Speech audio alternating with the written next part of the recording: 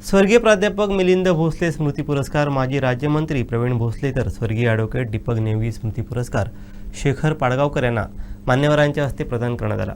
Malgaon English school येथे कार्यक्रम संपन्न झाला।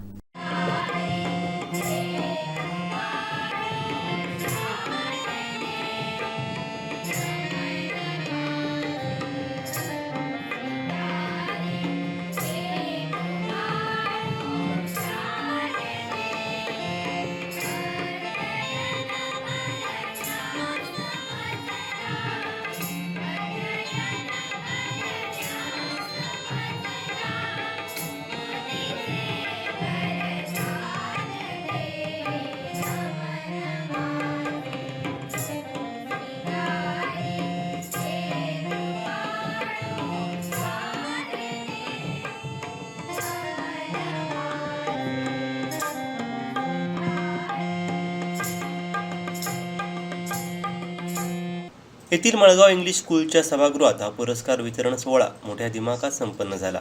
यावेळी कुमासाप शाखा सावंतवाडीकडून स्वर्गीय प्राध्यापक मिलिंद भोसले सामाजिक शैक्षणिक राजकीय साहित्य कला सांस्कृतिक सेवा पुरस्कार माजी राज्यमंत्री प्रवीण भोसले यांना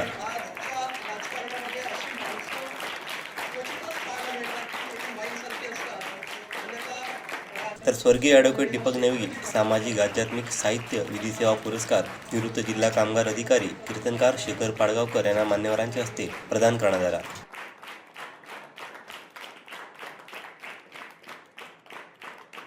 तसंच शाखेकडून कणकवली नगराध्यक्ष संदेश पारकर निवृत्त उपविभागीय अधिकारी दयानंद गवस यांचाही सन्मान करण्यात आला।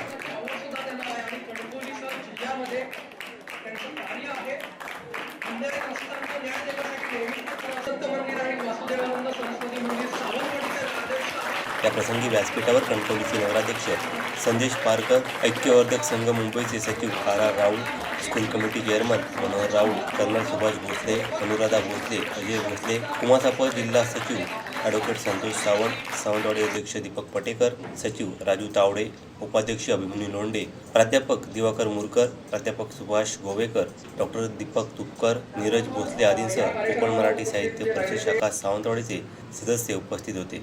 या कार्यक्रमाचे प्रास्ताविक अध्यक्ष दीपक पटेकर यांनी केलं, तर सूत्रसंचालन सहसचिव विनायक गावस तर आभार सचिव राजू तावडे यांनी मानले।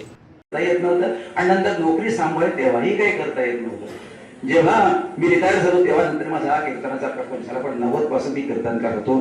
एकूण 65 नाटकं व्यावसायिक रंगभूमीच्या ख्यातनाम लेखकांचे म्हणजे गाणककर असेल, तोरमल असतील, वगैरे सगळे मंडळी जयवेंद्रजी असतील, अशा लोकांच्या त्या 65 नाटकामध्ये मेजर रोल केलाय। आणि त्याची मला सांगतो तिरोडवनमचा आता केरकर आलेला आहे, केरकर आलेले ते पण सांगतील तिथून नाटक बघायला यायचे।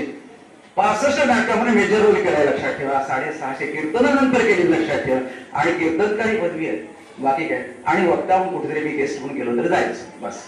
सगळ्यात महत्वाचं म्हणजे काय, विषय भरकटत जातो। प्रवीण भाई भोसले आणि शेखरजी असतील, या दोघांनाही त्या ठिकाणी खरं तर त्यांच्या पुढच्या वाटचालीला शुभेच्छा देतो। तुम्ही या समाजावर संस्कार करण्याचं काम केलं।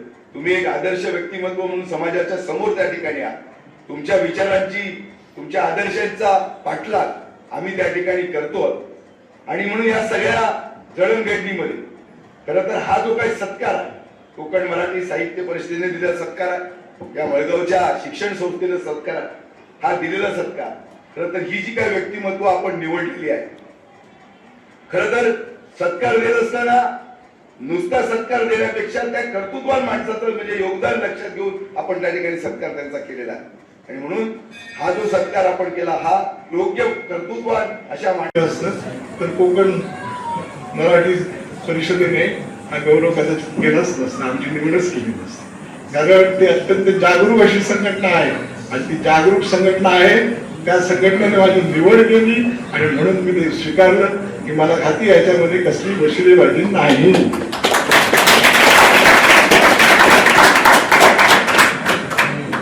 मला आपण एवढं मोठं आज परत मी मला 77 म्हटलं, आता मी बदलतो बाबा, 70 नाही 17वर येतो परत तुमच्या सगळ्यांच्या आशीर्वाद पुन्हा कार्य करण्यात। अर्थात कुठलंही मंत्रिपद वगैरे अशा गोष्टी काय मला धरून राहिलेलं नाही, परंतु काही ज्या गोष्टी राहिलेल्या आहेत जसं मल्टी स्पेशालिटी हॉस्पिटल आहे, सावंतवाडीच्या बाकी नगर ह्याच्यामध्ये जे बरेच वर्ष आम्ही शरद पवारांना आणून ते भूमिपूजन केलं होतं की भुयारी गटार योजना, ड्रेनेज वगैरे ह्या गोष्टी झाल्या नाही, त्या कशा होतील त्या आता राजेनं त्या आपण नगराध्यक्ष केलंय तर त्यांना आपण त्या बाबतीमध्ये सांगून त्या सगळ्या गोष्टी पूर्ण करूया. पुरुष आपल्या सगळ्यांचा आशीर्वाद आम्हाला दिल्याबद्दल, आपल्या पाडगावकरांनी आम्हाला दिल्याबद्दल मी आपले धन्यवाद मानतो. मळगाववासियांनी जे भरभरून प्रेम दिलं त्याबद्दल मी कायमच मळगाववासियांचा ऋणी राहील. या माझ्या मित्रमैत्रिणींना छोटेखानी त्यांनी आयुष्यात खूप काहीतरी चांगलं, कारण 10वी-12वी मध्ये कोकण बोर्ड सर गेली काही वर्ष 1 नंबरवर आहे, पण ही मुलं नंतर प्रशासकीय सेवेमध्ये का येत नाहीत हा एक संशोधनाचा विषय आहे. तर त्यांना योग्य मार्गदर्शन आपण सगळ्या लोकांनी करूया. फक्त त्यांच्यावर टीका करून भागणार नाही, तर त्यांना मार्गदर्शन करणं ही काळाची गरज आहे. ते जे आहे आमच्याकडे माझी संस्था पोलीस ग्राउंड जवळ कायमस्वरूपी सुरू आहे. गेली 6-7 वर्ष ते काम आम्ही करतो आहोत. पोलीस प्रशिक्षण केंद्र यंदा देखील आता जे परीक्षेमध्ये मुलं बसलेली आहेत, तर तुम्ही देखील पालकांनी आमच्याकडे मुलं पाठवा. आम्ही कोणतीही फी घेत नाही, मोफत प्रशिक्षण आहे. तर तुम्ही जिल्ह्यातल्या सगळ्यात जास्त मुलांनी त्याचा फायदा घ्यावा. पैसे फुकट घालू नये. भरतीला पैसे जे 10 लाख 15 लाख भरतात ते भरू नये, एवढी माझी तुम्हाला लोकांना सगळ्यांना विनंती आहे. मला इथे अध्यक्ष म्हणून बोलवल्याबद्दल मी आमच्या कोकण मराठी साहित्य परिषदेचा खूप ऋणी आहे.